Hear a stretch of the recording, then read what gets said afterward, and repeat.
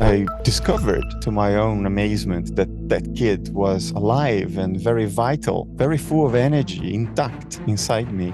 And if you bridge it across time, then you re-become your old self and all of your past selves. If you go across space, you become the world around you, become your partner, you become your pets, in the sense of identifying in a very experiential way with what is around you. All of that drama, all of that past culminates and exists in you, in me, right now. If we really live this, really absorb and integrate this understanding, life becomes thicker. And then you realize that the question you would ask yourself only then is the question we must ask ourselves right now, because it's the only question that matters. What is this for? Why are we here? It's extraordinary to know that I'm saying this to you in complete sincerity.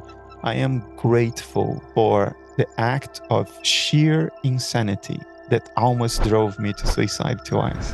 I have absolute clarity that whatever can happen because of what's going on inside my skull is absolutely nothing compared to the wisdom of nature. The righteous man who says in great pride, "Here we do not understand evil. Evil is what those beasts do over there." That is the guy that 5 years on picks up a rifle and kills 20 strangers in a shopping mall because he has no defense against evil. He has no understanding of it. He doesn't know how evil insinuates itself, how evil kidnaps our inner life, how it passes itself for good. We have no idea how evil works on us, and we are defenseless because of it.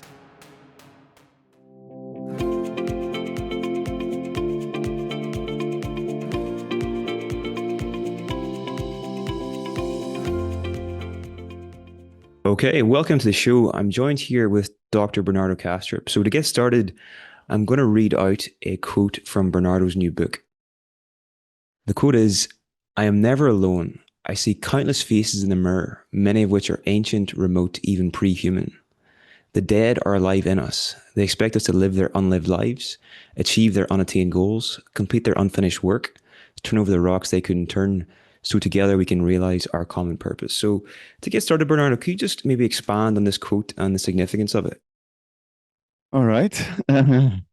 It's difficult to talk about it without the entire context that precedes it, right? Because it sounds like an appeal to the supernatural or something like that. Um, for me personally, growing up, becoming more mature in the sort of second half of my life after I turned 45 or so, has been a process of identity expansion. And the way this started for me is that after decades of being very, very far away from the kid I once was, uh, I discovered to my own amazement that that kid was alive and very vital, very full of energy, intact inside me. And once that happens, once you sort of bridge space and time with your sense of identity, if you bridge it across time, then you re-become your old self and all of your past selves, right? Although they were very different from you, you sort of integrate them all, and that's in time. If you go across space, you become the world around you, become your partner, you become your pets, in the sense of identifying in a very experiential way with what is around you.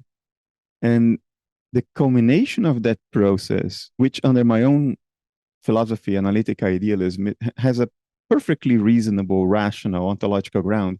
The culmination of that process for me was not what many meditators and Eastern practitioners call ego dissolution, but ego dilution would be a better way. Not ego inflation. It's not like the ego becomes bigger. No, you become more than the ego. And in each step of that process, although the ego is still there, it becomes relatively smaller compared to the immensity of what you are becoming. You become your ancestors, you become your philosophical family, the people in history who relate with you in thought, in feeling, in outlook, in perspective. you become all of that. You become your dead, the people you've lost because they are alive in you, right? In your memories, in your experience. And that to me was an amazing process. And then the culmination was looking in a mirror and realizing that there is a crowd staring back at me from the mirror.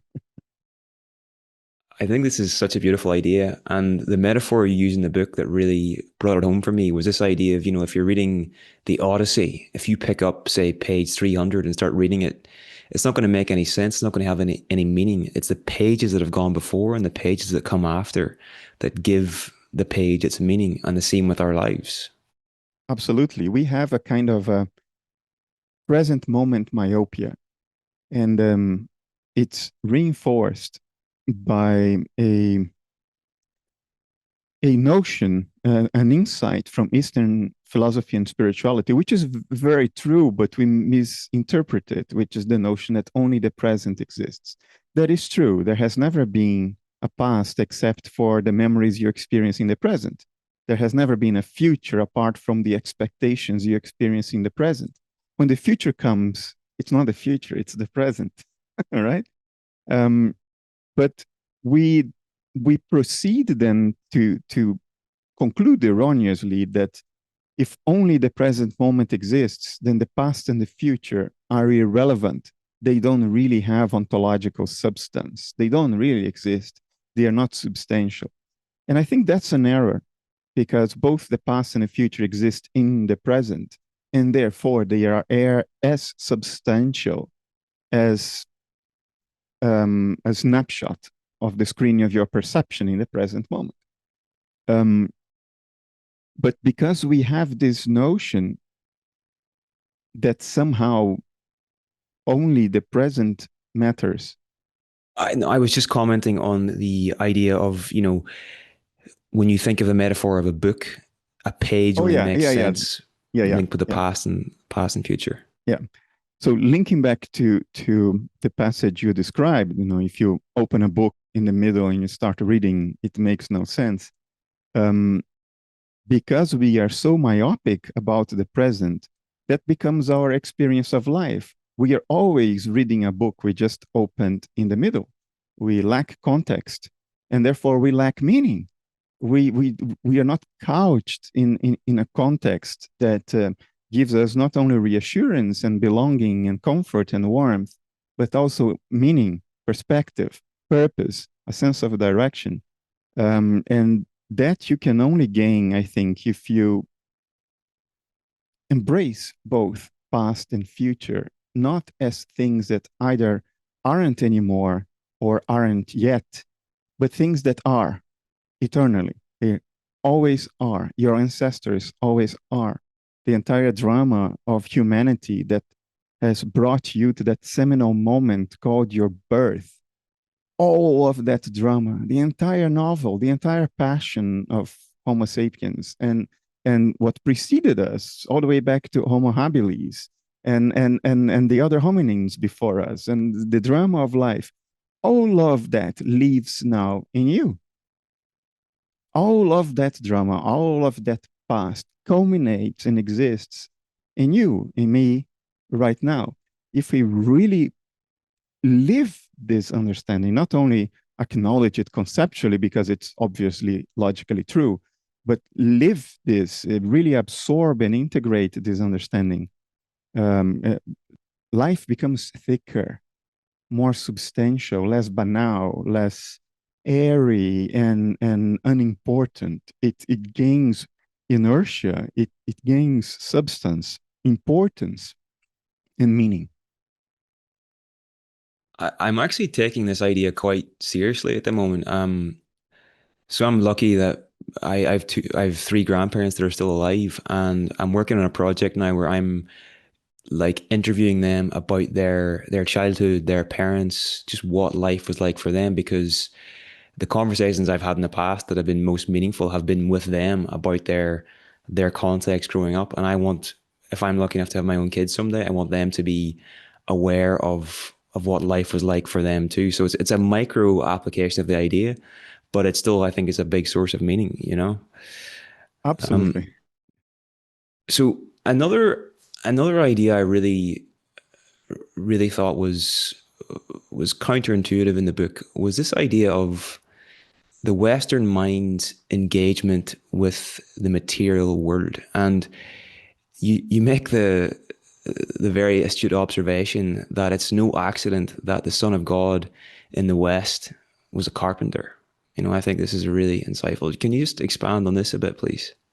This is also a common prejudice I think we developed in more modern times, meaning early 20th century onwards, which is that there is a important and true ethical or moral sense in which materiality should be frowned upon, looked down. It's not really what matters. What matters is something of a spiritual or abstract nature, something that is transcendent as opposed to being immanent in the world around us right now and in us. So we create this chasm between our current status, our current reality, and that which we think should actually matter, that which all of this is for, which we sort of place beyond the boundaries of our reach. It becomes transcendent. And life becomes a sort of a chase for this carrot that you can't even see because it's forever beyond our reach, given our current state. Um, it has not always been like this, even in the West, or certainly in other cultures at other moments in history. Um, People had a very different relationship with the material world at one point, even until recent times. I would say, even until late medieval times, things started becoming more detached. Um, Perhaps with the Enlightenment mixed in with religion, and in that combination led to a lot of abstraction. I'm not a historian or an anthropologist, so I have to stay within my own field of authority here. And my own field of authority is my own intuition in this case, because this book is not a book with an argument, it's a book of shared experiences. And that experience, if I am very honest to myself, um, is this felt understanding that what matters, perhaps it is transcendent in a certain way, but it is most definitely immanent. In other words, it's present just behind the material, just behind the physical, perhaps modulating, driving the physical, driving the material. And this notion that physical things, entities, objects are symbols of what appears through them. That which appears to us as physical is this immanent, um, um, ever present, significant, substantial reality that matters, as opposed to banality and living an unexamined life, as opposed to nihilism and the notion that none of this matters at all. It's all inconsequential. It's all an accident. It, that which lies behind the physical and presents itself to us as the physical is the antithesis of this nihilism. It is the very presence of that which matters. It's the substance and meaning of life. And intuiting it in matter is something that traditionally has been very present in Western culture. Take alchemy, for instance, which has become the sciences, essentially, right? Alchemy has turned into the sciences as we know them today. And when astrology became astronomy, but the physical and chemical sciences may be begun with alchemy and that way of thinking. And it's a way of thinking that perceived directly in matter uh, the noumenal, the expression of divinity itself. And so that intuition has always been strong. It has been strong in other cultures as well. In classical Shiite Islamic philosophy, it's present in the notion of the philosophy of the imagination, which is a philosophy of symbols, of forms, and therefore all the world is an icon, or all the world an icon, which is the title of a beautiful book by Tom Cheetham about Islamic philosophy. Um, and I think our natural disposition in the West is to not put down or deny the physical, but to treat it as meaningful, rich, and symbolic, meaning treat it as the expression, the symbolic expression of something that is deeply meaningful, that matters profoundly, and is eternal in the sense that it didn't pop in here right now and it's never going to pop out. It's outside time. That intuition is very present in us, and we resist it because somehow we think that a more ethical life is a life in which matter doesn't matter. But obviously, it does. It's a matter of having a healthy relationship with it. If one's kick is to hoard matter, that's not a respectful way to go about matter. If one's kick is to accumulate and waste matter through consumerism, that's not a healthy relationship with matter. A healthy relationship with matter is one that brings in a little bit more of a reverent and ceremonial attitude to matter, not as matter itself, but as the extrinsic outside representation of something akin to us, something that is experiential, subjective, and meaningful. It makes a lot of sense to me. And this might be an oversimplification, but are we sort of saying that in the West, our most direct path to transcendence is by engaging with the material world in a way, like a respectful way, whereas in the East, it's more likely to be done by withdrawing from the material world and sort of that kind of approach. And the question that arises for me there is, if that is the way the Western mind is set up, might it be in some cases that Eastern practices of withdrawal could be potentially, I don't want to say harmful, but potentially Dangerous. dangerous for a developing Western mind? Like, I know somebody that started meditating late teens and then quite soon after developed quite a severe depression. I don't know if it's a direct link or not, but I've always been curious about that, you know. And I meditate myself, so I'm not saying anything against meditation, but I want to get your thoughts on that. So none of what I'm about to say should be construed as a criticism of the Eastern mind. It's an older mind, a more mature mind than we are. And their philosophy, their spirituality, their culture has evolved in its own context. And the danger here, which is a danger already pointed out by Jung almost a century ago, um, is that when the Western mind jumps into that pool, it tends to think that it's grokking it, that it's understanding what the message is. But often it doesn't. It doesn't even have the same motivations, doesn't even have the same symbolic dictionary, doesn't even attribute the same denotations and connotations to what is being said. So it's like the Eastern mind talking past the Western mind, but the Western mind thinks it's getting it. And let me give you a concrete example of that. Eastern spirituality and philosophy, in my perception, and again, I'm not a scholar of Eastern spirituality, but in my perception, it's a philosophy, a disposition, a philosophical and spiritual disposition that is very interested in the raw, direct truth. That's its natural disposition, its natural commitment. That's what it's interested in. It's interested in what is true. Therefore, whatever is in the way of experiencing truth, raw and bare, is illusion. It's the veil of Maya. And it gains a negative connotation in a sense, at least from our perspective. I'm not sure they have this perspective. I don't think they attribute to the word illusion the same negativity that we do as something that can be dismissed and discarded and ignored. But they say, yes, there is the veil of Maya, and we are interested in what is behind it. So it's this commitment to what is true. Often, when and I'm saying this from personal experience because I made that mistake too. So I'm not casting blame. I'm recollecting my own life journey. Um, I'll speak from myself, although I think this is statistically true more generally. But when I started dabbling in Eastern philosophy and spirituality, what I was really motivated by, what I was really seeking, was not what is true.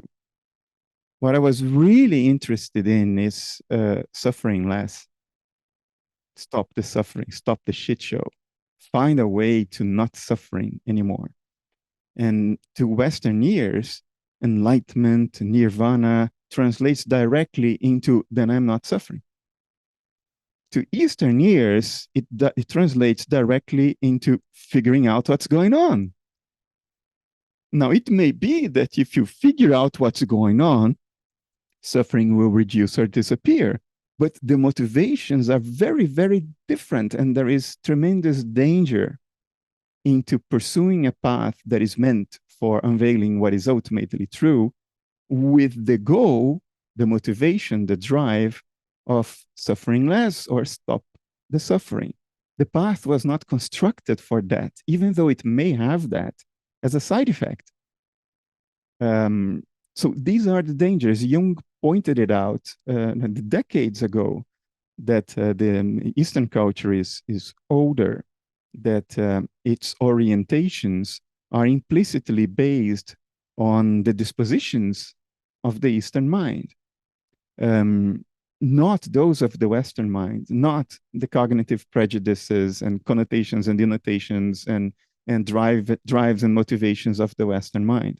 So I think this is more generally applicable.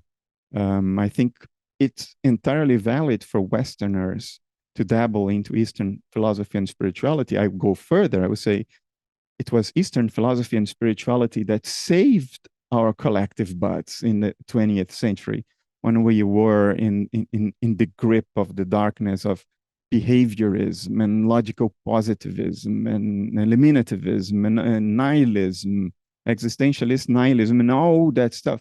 It was Eastern spirituality through the gurus that came to the West, through popular Western figures like the Beatles and whatnot, that sort of threw us a lifeline so we didn't all drown in our own intellectual crap at that time. So they have been very important for us. They have saved us. I would go that far. But we also have our own dispositions. We also have our own codes, our own understanding, our own drives. And I think it would be a pity if we were to reject, dismiss, and lose our own inheritance, which caters to our true motivations, to our true drives, just because we are so invested in suffering less. Because you see, one has to imagine this. Suppose you achieve this goal, you stop suffering. Imagine you achieve that. And then what? Why will you go on living? That is the immediate next question. But we don't ask it because we are so consumed in trying to do the impossible. In other words, to live a life without suffering, which is absolutely unnatural. Just look around. It's not how the world is set up, right? It's a childish desire. It's like a kid hoping to jump high enough to land on the moon. You just smile at it. You understand the desire, but you know that it's not consistent with what's going on. It's the same idea for us. So one nice exercise is imagine that you achieve the impossible. What then? And then you realize that the question you would ask yourself only then is the question we must ask ourselves right now, because it's the only question that matters. What is this for? Why are we here? Before you achieve the cessation of suffering, you have to know why you are trying to stop suffering. What are you doing it for? Do you want to stop suffering just so you can die in peace? Probably not. So what is it? What is it that we would do finally when we stop suffering, right? You might as well ask that question right now, because life is what happens around suffering. And if we keep on focusing on stopping the suffering, what that means is that we are completely focused and absorbed in the suffering, and we miss out on life. Because life, again, is what happens around this backbone of suffering. We have to have eyes for that. Otherwise, we will just suffer. And at the end, it ends. And then that was it. What a catastrophe. What a waste. What a pity. I spent the past 5 or 6 years interviewing psychologists, and I've never heard that idea before, but I really like it, and it makes a lot of sense. Asking the question of, if the suffering were to cease, what would it be for? What would you do then? And I think that's really important to ask. Another thing that I really liked in the book, Bernardo, was this. We were speaking earlier about, the importance of past and future. And linked with that theme of the future was this idea of why it's so important for the Western mind to confront death. And what are your thoughts on this? And have you consciously, I know you've been through things in your own life where that's been brought very close to your awareness, but do you consciously engage with that still? Or is it always just kind of, is it so rooted in your awareness now that you don't really have to engage with it as much? I think I almost naturally engage with that constantly now, but it is so now natural that I'm not thinking about it. It's like fish in the water. Fish are not thinking about water, if you know what I mean. Um, I think it's critical to have a healthy relationship with our upcoming end in this form. Um, in older times in the West, it would there was this Latin expression, memento mori. Remember death, because that's what sets life in perspective. If you perhaps a person that is not very liked in Europe, I don't know, but who I respect, a modern daimonic personality, which was Steve Jobs, in his commencement address at Stanford in 2005. He talked exactly about this, how important it is to remember that we are going to die so we can put things in perspective as we live and value them properly or not, but to pass value judgment on things in the correct way. You have to remember that at the end, you are checking out naked, alone, and with empty hands. You are not taking anything with you other than your memories. Yeah, but well, you would have to be an analytic idealist to to to to think that that is the case, that you can take your memories with you. I happen to be very confident in this, that we do take our memories.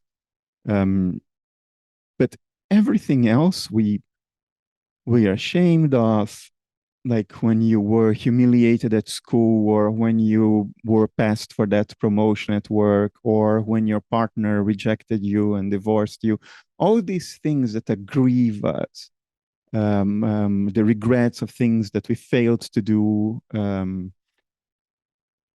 all of that will be gone anyway, even if you had achieved it, even if you had pursued a different path from the one you did and therefore regret, even if your partner hadn't divorced you, even if you hadn't been bullied at school, all of that would also pass. At the end, you're living empty handed, naked, and alone. And I think it's crucial for us to keep this in mind and allow this knowledge to sort of modulate and calibrate life, because it is this understanding that, for instance, will avoid you getting completely caught in narcissism, in egoic inflation, completely misvaluing things, considering unimportant things very important, and considering completely, or considering very important things completely irrelevant, like spending warm, loving time cuddling your pet. At the end, this is what will be important, not whether you got to the highest level in your corporation through successive promotions. And memento mori, remembering death, puts it all in perspective. It frees us from the tyranny of the ego and its own narratives of importance, of value, and of objective, which are usually completely deranged. And it liberates us to pursue what nature is trying to do through us with authenticity, with reality, as opposed to the passing values of the moment, which are all culture bound. They change all the time. They change across space. They change across time. They are passing fads. If we live life according to passing fads, at the end, it will be tough because the passing fad of that moment will be different from the passing fad of your past, which you lived according to. Um, I think it's much healthier and promising to live according to reality, the reality of our being, the reality of our dispositions, not the narratives of the ego or the culture bound values that we take to be true. And remembering death is critical for this. For sure. Your book, Bernardo, is it's the central idea in it is around the daimon. So for anybody that isn't familiar with the concept, could you just give us kind of like a brief big picture overview of what you actually mean when you say the daimon? Because people might hear that and think we're talking about a demon here. So what actually is the daimon? So I think the figure of the daimon can be traced back, at least clearly, arguably much before Socrates, but it can clearly be traced back to Socrates because Socrates spoke literally of his daimon, which was a presence in his mind that he didn't identify as himself, which would warn him every time he was going down the wrong path. And if his daimon would stay silent, then he would be reassured that he's doing the right thing. So he had a negative daimon, a daimon that warns when you're off, but doesn't encourage you when you're on. Many others have spoken of the daimonic presence, perhaps in Northern Europe, most famously Goethe, the great Goethe spoke extensively about it in his autobiography, Life and Poetry.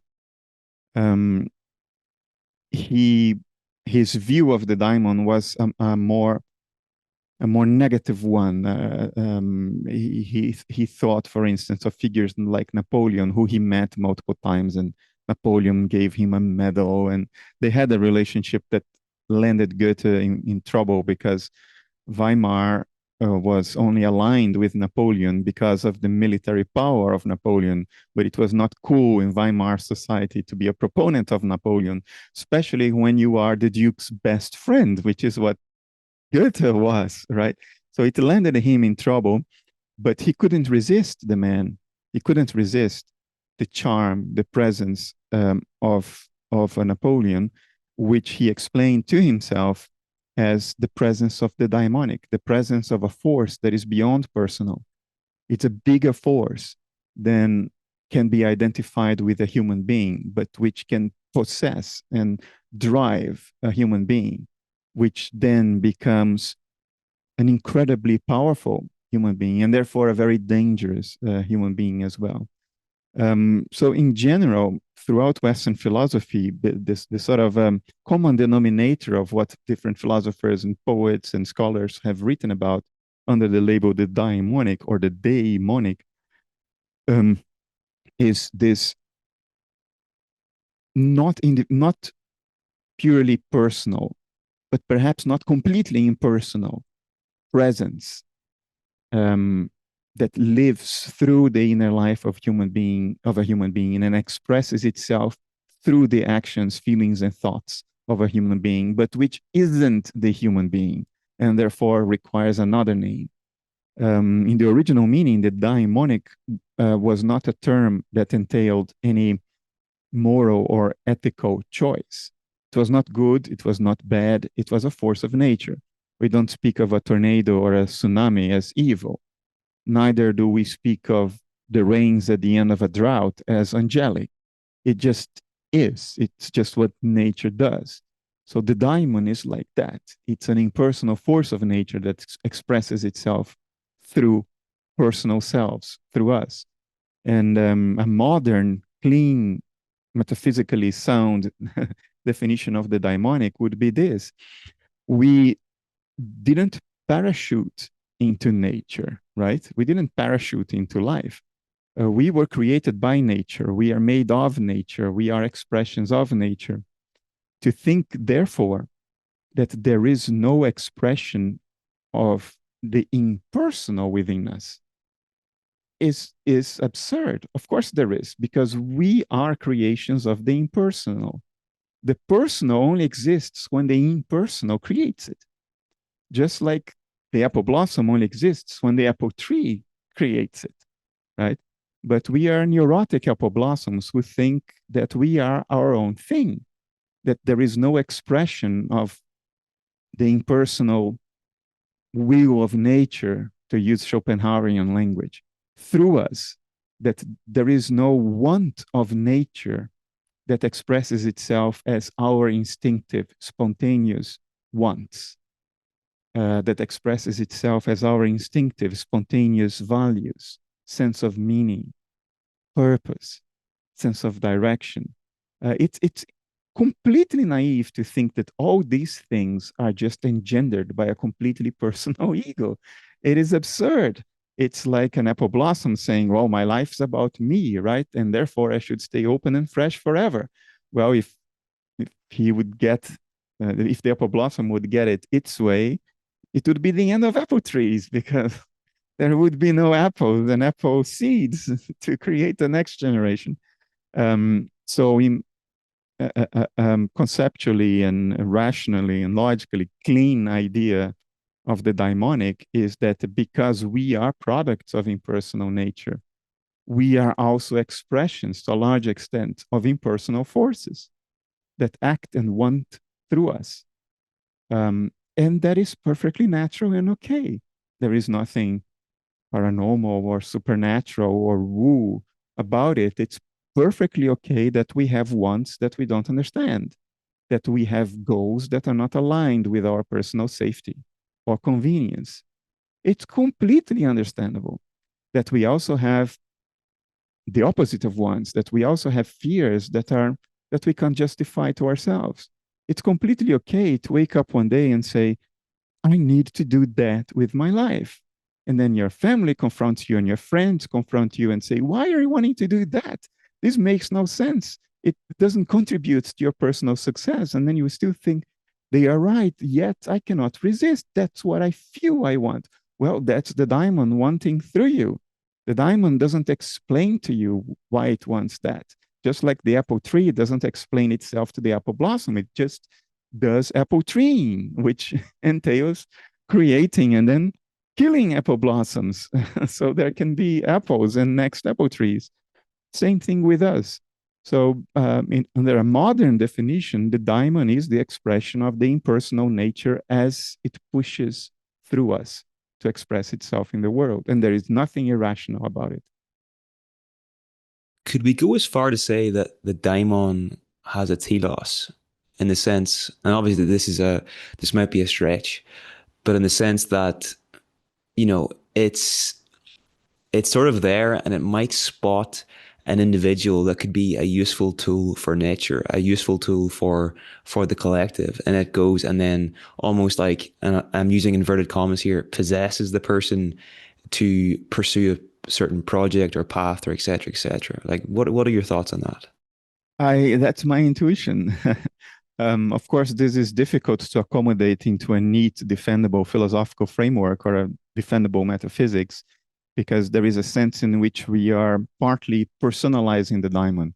We are saying, well, the daimon is sitting there watching people pass by, and then it finds one that thinks, oh, that guy would do. Let me capture him. Let me possess him.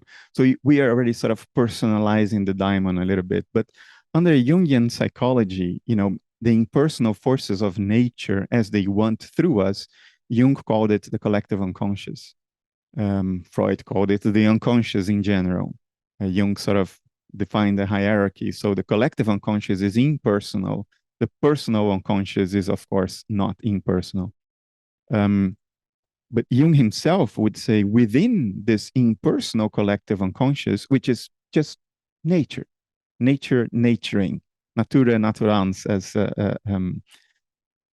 Spinoza put it, within that sea of the impersonal will, as Schopenhauer put it, there can be semi-autonomous complexes that are partly differentiated, partly individuated, and I use the word now not in the Jungian sense, partly personified, although it's not a person, it's just a experiential psychic complex that acquires a vague notion of selfhood as opposed to the ocean in which it is drifting.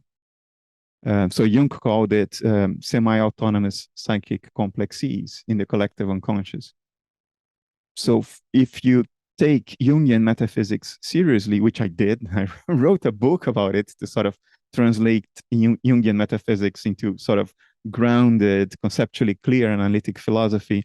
If you take that seriously, you could say that as daimonic, semi-autonomous complexes drift through the collective unconscious, if we happen to be in their cognitive neighborhood, they may seize us and try to express themselves through us.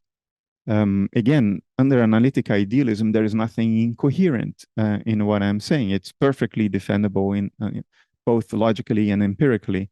So yeah, as I give some credence to this, I think it is possible that either the daimon is drifting or we are drifting through cognitive space, and we may bump against each other, and lo and behold, nature finds an opportunity for self-expression that it before didn't know was there.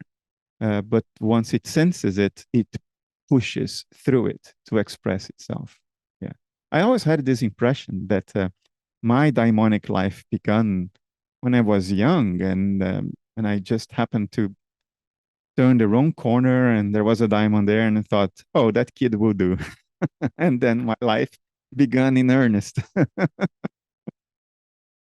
You're probably an exception to the rule, but in the book you talk about two different halves of life and a different task for each half. And the first half of life is essentially all about building skills, acquiring resources, so that for the second half of life, that whenever you may hear the call of the daimon, you're ready to actually serve nature as nature intends, because you can't really do that if you're in scarcity and you're sort of worrying about paying the bills. So any thoughts on that? Yeah.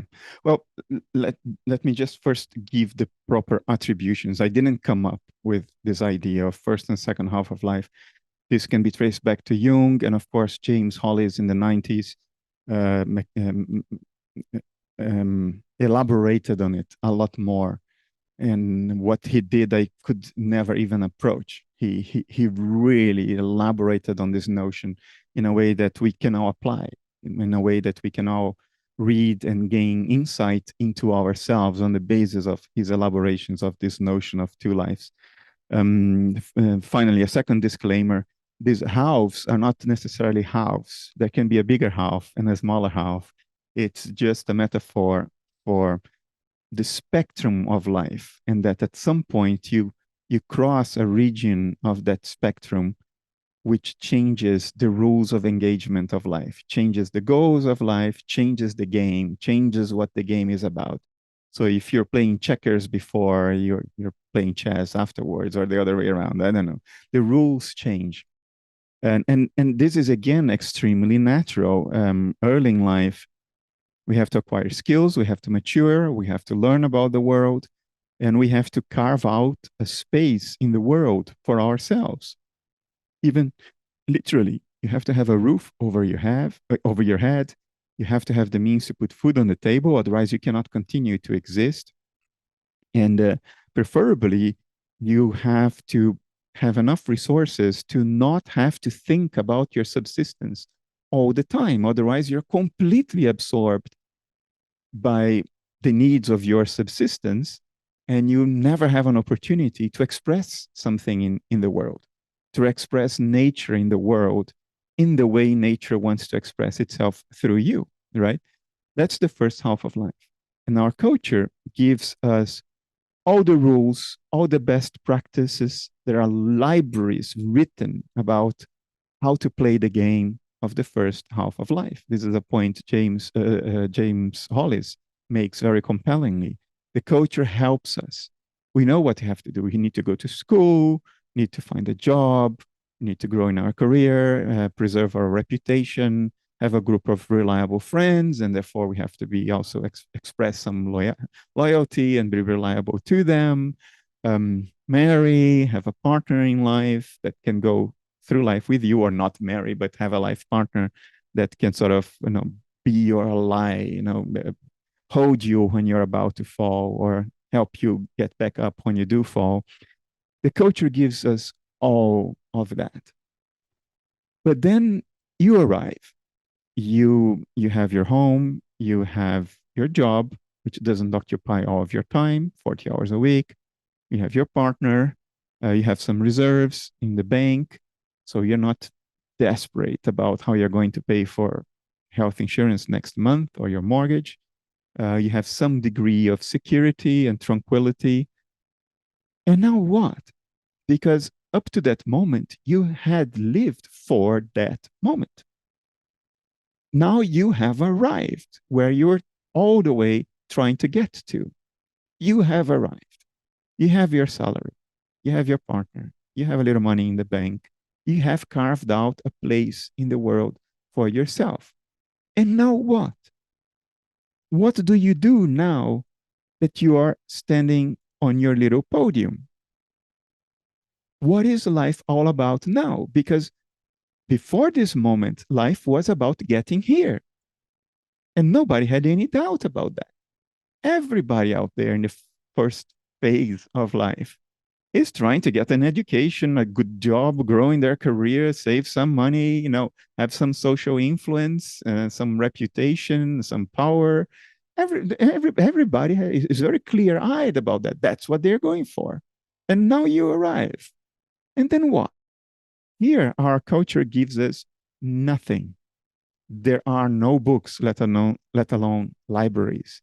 There are hardly any mentors, exception James Hollis, and a few heroic others who are clear-eyed about what the second half of life, the second phase, is all about, and they can give us some hints. But in general, what we see in our culture is that because we've become so good at playing the game of the first half of life, when that game is over, because you won the game, you got to the final boss, and you beat the final boss. That's the end of the game. And now what? We've become very good at that. So good that when the game ends, all we know how to do is to keep playing it. So what we do is we move the goalpost. Now you want 2 cars. Now you want a bigger house. Now you want to renew your garderobe a little more frequently. Oh, now you want the iPhone 32. So there we go. Or you want your next 100,000, your next million in the bank. And then we end up in a culture in which we are awash with late age adolescents, septuagenarian adolescents, octogenarian adolescents, who are still playing the game of the first half of life. They want more money. Just have a look on the media and you'll find many of them, because they are very loud and get a lot of media attention. They want a bigger car. They want to be the richest man in the world. But why? Well, because it's the only goal they can think about. They do not have the maturity to even discern that the game has changed. They are caught in a game that is no longer being played. They are inventing it artificially. It's not the game of nature anymore. And you're missing out on what the game has become, because you only know how to play the old game. So you keep on reinventing the old game for yourself, like a dog chasing its own tail. And that is incredibly unfortunate, because the true thickness, the substance, the meaning of life, that thing that carries us, that supports us, that cradles us, that gives us a sense of belonging, a sense of purpose, a sense of profound peace, that thing we miss out on entirely. if we keep playing the same game. So in my case, life had to beat me up pretty bad for me to realize that the nature of the game had changed. And then it had to beat me up even worse for me to embrace the nature of the new game. I people talk in philosophy and spirituality circles, people talk a lot about surrender, as if surrender is something you could just decide and say, okay, I surrender now. No, that's not how it works. You have to be beaten into submission. Surrender is something that happens to you, that is, you're helpless to not do. You surrender because you're on the ground. Um, and for someone like me who is very pig-headed, very hard-headed, that level of submission, like near suicide twice, was required before I opened my eyes and I realized, oh wait, I'm I'm I'm not getting the nature of what's happening. And then I finally opened up to it. Tell me about the moment where you're standing, I think you're on a ladder, and you're taking off was it the siren on the alarm system on your house? Yeah. And you knew full well that if you pull this off, an alarm may go off, and you already had tinnitus at this stage, that the effects could be absolutely catastrophic.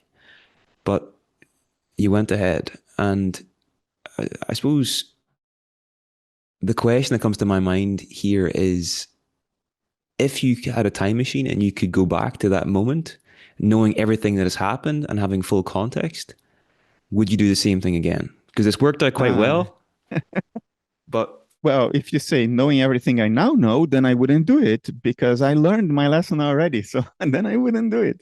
But if you would tell me, if you could go back and you had another chance to consider that decision based on what you knew then, would you take another chance to reconsider your decision?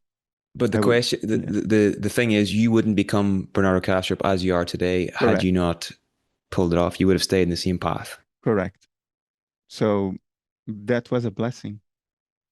Yeah, I'm amazed to realize that I am saying this in full sincerity. It's it's extraordinary that life can do this to you, right? Life teaches. I mean, when people are looking for a guru, stop looking. It's already there. It's life. Pay attention to life. Life teaches. It's the best guru you can ever have. So to me, it's extraordinary to know that I'm saying this to you in complete sincerity. I am grateful for the act of sheer insanity that almost drove me to suicide twice. I'm grateful for a degree of suffering I didn't know was possible. I couldn't even conceive of it. Every year in the Netherlands, two or three people not only get the right to commit euthanasia, but actually commit euthanasia every year for the same level of catastrophic tinnitus that I have. And what is cruel about it is that tinnitus never kills you. It makes you want to die, but it doesn't kill you. And it can't be stopped either, right? There's no off button ever. Tinnitus, for your audience, is it's a kind of ghost sound that is produced by your inner ear, your auditory nerve, and your brain. So you can put earplugs, but what will happen is that then you hear only the tinnitus because it's an internally generated experience. And in my case, it sounds like a dentist's drill, like one in each ear in stereo, and it's very loud. You can't put a microphone and pick it up because nobody else can hear. It's internal. It's produced by my nervous system, but you can measure how loud it is by playing white noise on a headset, and you increase the volume of the white noise until you can no longer discern the tinnitus. It sort of gets masked by the white noise. In my case, you have to go pretty high on on that white noise because I hear it for several. I'm not going to tell numbers because it's not what it's about. It's not about my tinnitus. My tinnitus was a happy accident of life. And I wish I could tell you that once it did for me the good thing that it did, that it played its role, that once it did it, once it played its role, it went away. And unfortunately, no, that's not how it works. It's still there, but I live in, I won't say absolutely complete peace with it, but practically I live in peace with it. There are many days I don't even think about it. Huh. But it was the tinnitus that forced my transition from the guy who thought that his life was about him and had his personal goals and ambitions to where I am today, which is somebody who has a pretty clear understanding that my life's not about me, your life's not about you. It's like the apple blossom saying, my life's about me. That's absolutely ridiculous. So today I understand that. Today I understand that I have never been in control. I could influence life. I could nudge things in one direction or another, but I was never in control. I am not, and I will never be in control. I am in the hands of nature, not nature in my hands. And I'm very clear-eyed about the absolutely incontrovertible fact, if you give serious thought to it for about 30 seconds without prejudice, that my life's not about me, that nobody's life is about them, that life's about nature. Life is something nature is doing through us. Um, so it cannot possibly be about us, just as the life of the apple blossom cannot possibly be about the apple blossom. The apple blossom is something nature is doing for whatever teleological arch nature is pursuing in its own instinctive way or its blind way, like Schopenhauer put it. The will of nature pursues its goals blindly, meaning without deliberation, without self reflection, but spontaneously, like a force of nature. So that transition I owe to the daimonic, because only the daimonic would have made me pull that siren from the wall, knowing that it was going to destroy my ears, because I already had tinnitus before that. Um, so I was, as Jung would say, I was captured by the daimon, and the daimon moved my hands. And then the catastrophe of catastrophic tinnitus, and being driven to near suicide twice. And when I say near suicide, I mean near. I don't mean it in an abstract way. I mean like it's about to happen. That kind of near suicide. Um, I am I'm grateful to it. It's so, how can I possibly be saying this? How can life bring you to Hades and then take you out and make you pursue a direction in your inner life in which you look back to your time in the depths of Hades, burning in hellfire, and you say with absolute sincerity, I am grateful for that. It's just mind-boggling. Uh, Mind-boggling. It's not romantic, it's mind-boggling. It inspires a degree of respect towards nature that in my case is almost reverential. Because of what I do, people associate me a lot with um, somebody who does smart things. I do analytic philosophy, I do AI hardware and all that stuff that eggheads are supposed to do. But if you could slip into my shoes right now and live my inner life right now, I have absolute clarity that whatever can happen because of what's going on inside my skull is absolutely nothing compared to the wisdom of nature. It's like it's not even in the noise. It it's nothing. And that reverential attitude is not something I was predisposed to. I'm not really a romantic. I became a romantic in a way because of what life put me through, the ultimate guru. It's tough love, but it is love. This makes me think of James Hillman's hypothesis of the acorn and the oak tree, and it's almost like in that moment, this daimonic force or whatever, realized, okay, this is the chance where the oak tree is possible. Because Bernardo is going to go through all the suffering and it's going to burn away everything that isn't the oak tree, you know?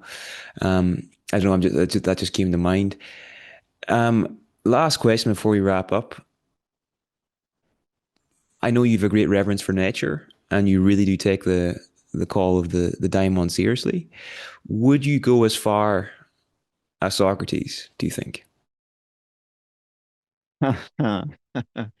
Okay, let's give context to your audience so they know. I'm not sure they will know what you're alluding to, but Socrates in ancient Athens was trialed, and the charge against him was that he was denigrating the youth with his ideas, which he was teaching to young people.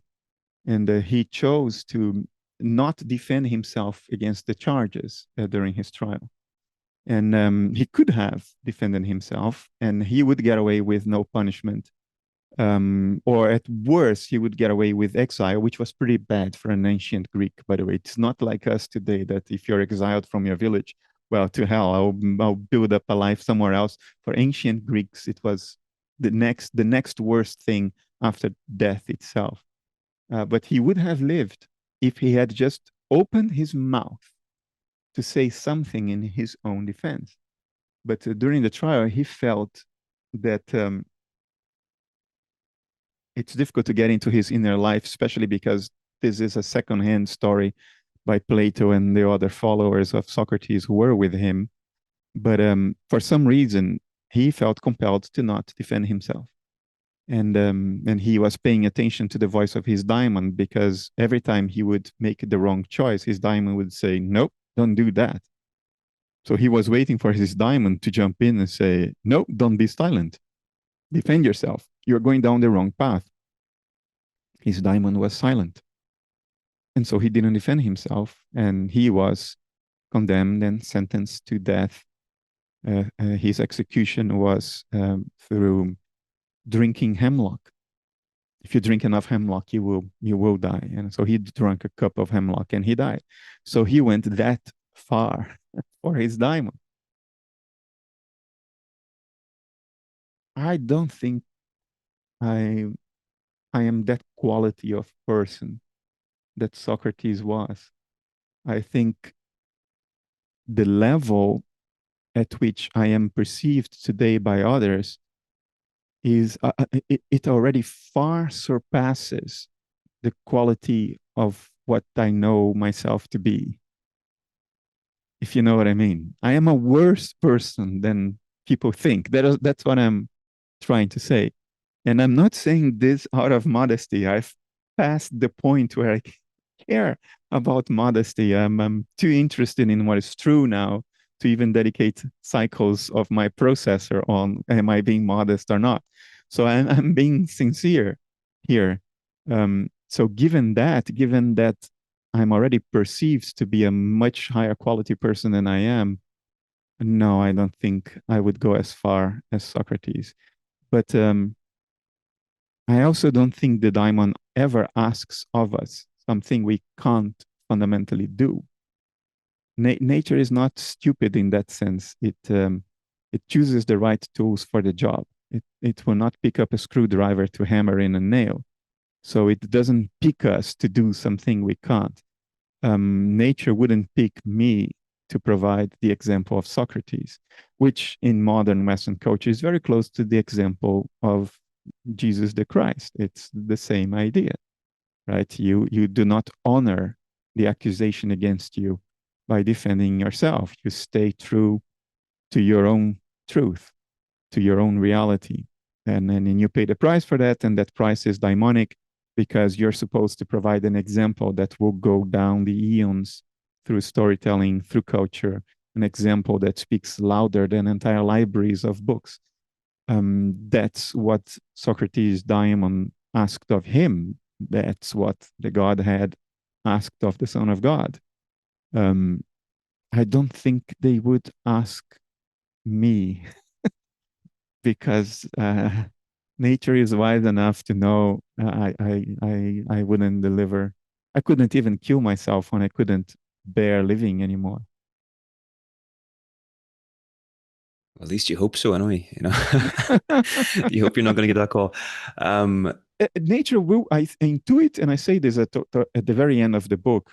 I'm not going to say what it is because it requires context for people to understand. Otherwise, it will come across in a way that I don't want to come across. But at the end of the book, I suggest what I think is coming in the far horizon for me, and how almost sadistic I feel that to be.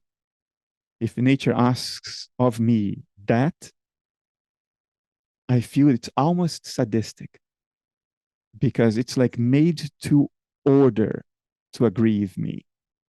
And I sense that that is coming, but I can do that. It is sadistic, but I can do that. I don't think I can do a Socrates now. okay. Okay. Do, do you have time for one more question, or do you have to go Sure, of to? course. Okay. Okay. Um, this is totally off topic, but I think it's incredibly valuable. I discovered it in the process of preparing for this interview. It's it's because you were saying there about how, know, people might think that you are a better person than you are, and your inner life is actually not, maybe not as perfect as people think or whatever. And I've heard you speak about anger and the having a healthy relationship with anger and these other things that we might want to push away, and sort of looking at it as like an archetypal sort of flow that requires, maybe not requires, but we'd be wise to give expression to. And I think this is such a valuable idea, and it popped up for me there whenever you were just talking about your own kind of internal life. Can you just share your thoughts on this? And yeah, On these things I know I am, but people don't pick up on. Is that what you mean? My own anger. everybody's angry. Everybody's got these, dispositions towards anger, etc., etc., and we push them away, and then because we push them away, we Oh, project them. Does that make sense? yes, yes. Okay, this is a topic very close to my heart. I am prone to inner anger. People around me may not know that because I sort of keep it under control. But when I am alone and paying attention to myself, especially when I watch the news, I can get very angry. I get very angry at self-indulged human stupidity. It angers me very much. Stupidity alone, no. I have my share of it. It's part of nature.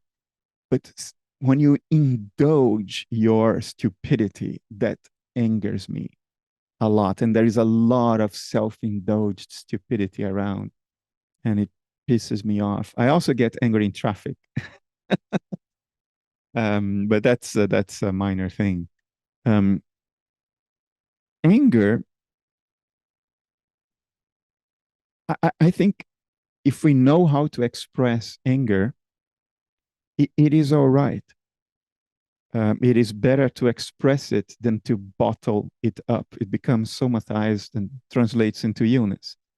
Um, there is no shame in being angry and expressing anger as long as you don't hurt anybody else in the process of expressing your anger, not only physically, but by insult. Um, if you are the only one paying the price for expressing your anger, like punching your desk and hurting your hand, it's okay to express anger. I don't think there is anything shameful about it. What is much more complicated is our relationship with evil, because evil can be accompanied, driven, or result in anger, but also not. It can be its own thing. Psychopathic evil is not correlated with anger at all. It is a morbid pleasure from inflicting suffering in others, other living beings, from chickens and birds to human beings. Um, there is another form of evil that is even more destructive, and that's impersonal evil. When evil is personal, like a psychopathic killer, it is terrible, but it's limited in its effect. How much can one human being kill? Right? Maybe the most prolific serial killer killed 50, 100 people, and it's a tragedy. It's 100 snuffed universes, because every life is an entire universe. All we know of the universe is what happens in our inner lives. 100 people are 100 universes. And that's an unspeakable tragedy, but it is not millions. Um, the most dangerous form of evil is that which is impersonal and not correlated with anger, but fueled by abstraction. Abstractions like it is justifiable to exterminate all Jews in Europe for the sake of the Germanic people.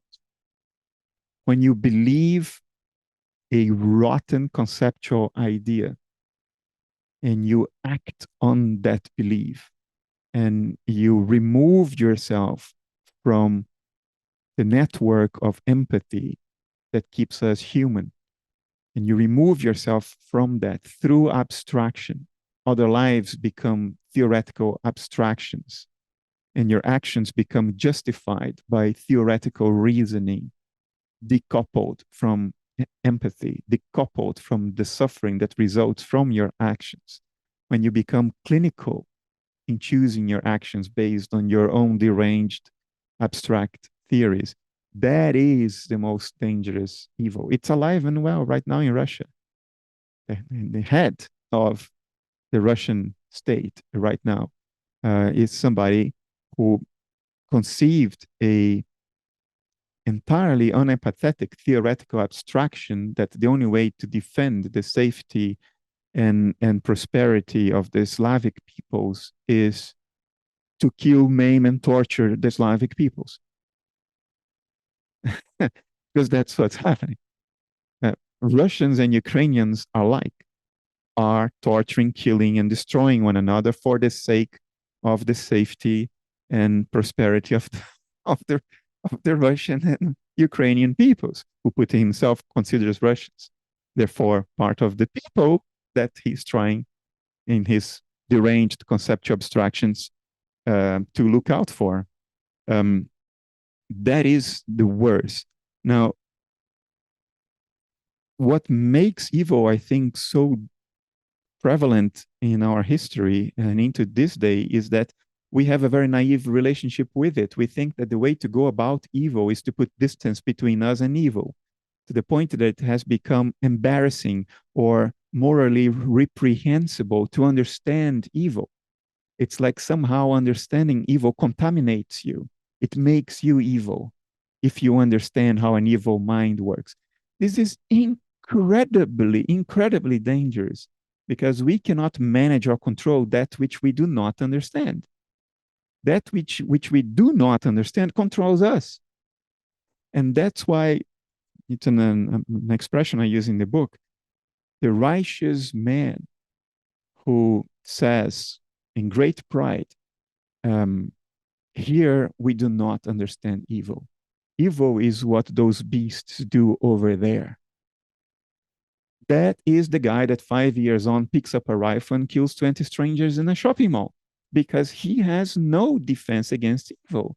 He has no understanding of it. He doesn't know how evil insinuates itself, how evil kidnaps our inner life, how it passes itself for good. We have no idea how evil works on us, and we are defenseless because of it. And that, I think, is a lesson we desperately need to learn. We have to have a intimate relationship with evil, so we are not evil, so we do not express evil. We have to understand those rooms in the palace of mind where evil captures you. What is the dynamics there? How does that happen? How does it insinuate itself into your life and eventually takes over? How does that happen? We need to know that. We need to know what kind of gratification evil people get from doing evil. We need to know that more than conceptually. We need to know that so well that we can enter that room in the palace of mind and feel that gratification in our own imagination, which most righteous people would say, no way, that would make me evil. And that's the problem. The problem is this latter thought. I do not really want to viscerally understand evil because that would taint me somehow. It's the opposite. Only by understanding it intimately can we prevent it from acting through us. Can we make sure that we will never be the tools and means of evil expression? But we do not have the cultural or even psychological maturity to see this. And that's the necessary first step. We first need to want to intimately understand evil. And then we will face the biggest challenge, which is to get there, to understand it. But we don't even want to start on that journey. We feel ashamed. That shame is not real shame. What we are feeling there is that intuition that if you get close enough to it, it will get you, it will capture you. And it may, but the chances that it will do just that are much higher if you don't understand it. Then it will come from an angle that you are not watching. There are no sentries in the watchtower, and the castle will fall because nobody's watching. So I think we have to lose this false shame. We have to disinhibit ourselves from the attempt to have an intimate understanding of evil to the point that we can almost feel the same gratification in our imagination as the evil person does by committing evil. I do that exercise myself. I confess to you that there are things, certain kinds of evil I can't relate to. I can relate to killing someone in anger. I can enter my imagination and visualize a situation in which I would be so angry that I would kill someone. For instance, if somebody invaded my house and raped my partner, I would kill. I can relate very quickly to that. Other things are more difficult to relate. There are a couple of types of crime that I cannot relate to at all. At all. It's like unreachable to me. But what shames me is my inability to reach it, not that I'm making an attempt to reach it, if you know what I mean. And that's what I wish for our culture, that we can now lose our disinhibition and attempt to understand evil intimately. We need that. Otherwise, what's happening in the world now, in Gaza, in Ukraine, will keep on happening. Evil always justifies itself beautifully. It always has a narrative, a reasoning that says, I am doing this and it's terrible right now, but on the long view, this is what must be done. And I am the one that must do it. It's my sacrifice for my compatriots or for humanity that I find myself in the place of having to make these very difficult choices right now. This is evil in action. It doesn't feel like evil to the perpetrator. And that's what we have to understand. Thank you for sharing that, Bernardo. It strikes me as maybe one of the most important ideas of our time, and not an easy idea to share by any stretch. So I really appreciate you doing that.